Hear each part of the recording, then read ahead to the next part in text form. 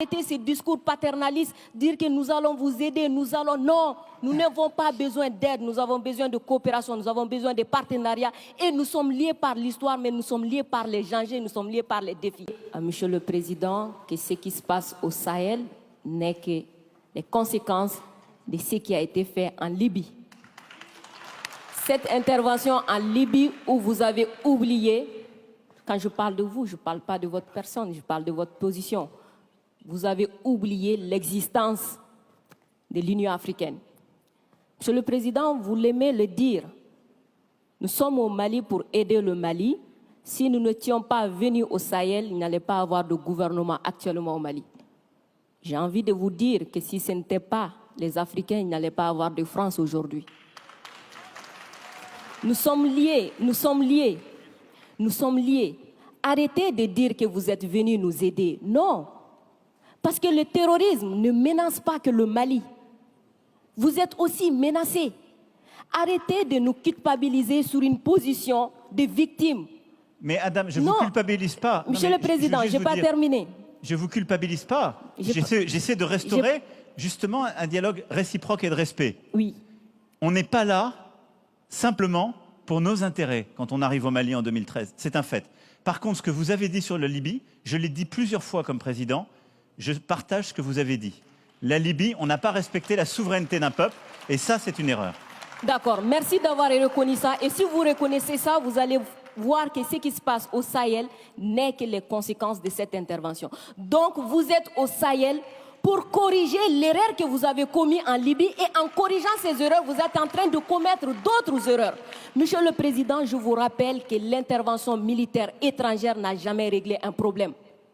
La Libye, elle est comment aujourd'hui? L'Afghanistan, c'est comment aujourd'hui? Donc l'intervention militaire ne va pas arranger les choses. Je ne voudrais pas que mon pays soit comme la Libye. Prenez votre responsabilité et surtout arrêtez de dire que nous sommes là pour vous aider. Non, vous n'êtes pas là pour nous aider. On est ensemble. On a un ennemi commun.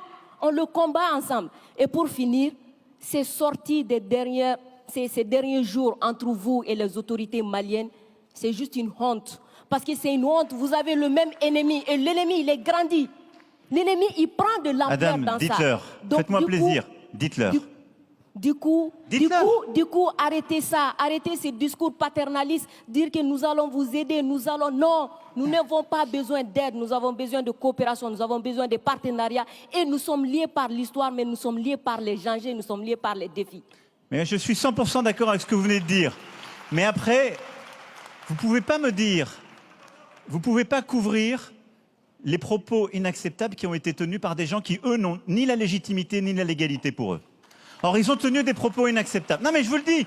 Et vous ne pouvez pas me dire, on doit avoir un dialogue équilibré, réciproque, et me dire, dès que je vous parle avec le cœur et que je vous dis la vérité, je serai paternaliste. Je ne suis pas paternaliste, je suis sincère. J'ai droit à la même sincérité que vous. Me demandez pas, dès que je dis la vérité, je serai paternaliste. On ne va jamais s'en sortir. Vous me dites la vérité avec votre cœur, vous me prenez à partie, vous me bousculez. J'ai le droit de vous dire ma vérité aussi. Ce n'est pas du paternalisme, c'est de la sincérité. Ok, Monsieur le Président, non, juste pour dire que la sincérité n'exclut pas la courtoisie, la sincérité. Mais je suis courtois comme vous l'êtes avec moi, Adam. Oui. Nous sommes courtois les uns. Je suis carrément d'accord avec vous, Monsieur le Président. C'est juste vous dire que j'adore votre sincérité, mais elle n'exclut pas le respect, elle n'exclut pas la courtoisie. Je pense que nous avons l'un et l'autre, là dans le débat, une très grande courtoisie. Absolument. Et on fait la démonstration qu'il n'y a pas de paternalisme, il n'y a pas d'agressivité, il y a une vraie sincérité, mais il n'y a pas de tabou. Et ce que vous avez décrit sur ce qu'on fait au Sahel, c'est exactement ça. Moi, je ne pense pas que l'intervention militaire soit l'alpha et l'oméga. Je pense le contraire. Et donc, le problème que vous avez aujourd'hui, c'est qu'il y a une autorité de transition qui dit « ils devraient rester là militairement, parce qu'ils ne veulent pas faire le travail ». Nous, mais exactement, il y a des accords avec des engagements de toutes les parties.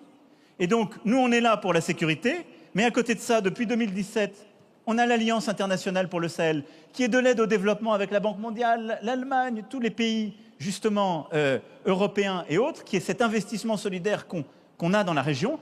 Et il y a le rôle du retour de l'État. Chacun doit faire sa part. Et plus vite le reste est fait, plus on peut se retirer militairement, ce qui est beaucoup mieux. Parce que je vais être clair avec vous, je partage totalement la finalité jamais une intervention militaire ne remplace le travail d'un État. Jamais. Et moi, je peux vous dire les yeux dans les yeux que je n'ai jamais envoyé l'armée française contre un État souverain ou pour remplacer un État souverain. C'est ce qui a été fait en Afghanistan, ce qui a été fait en Libye. C'est la grande différence avec le Sahel. Refermons le chapitre.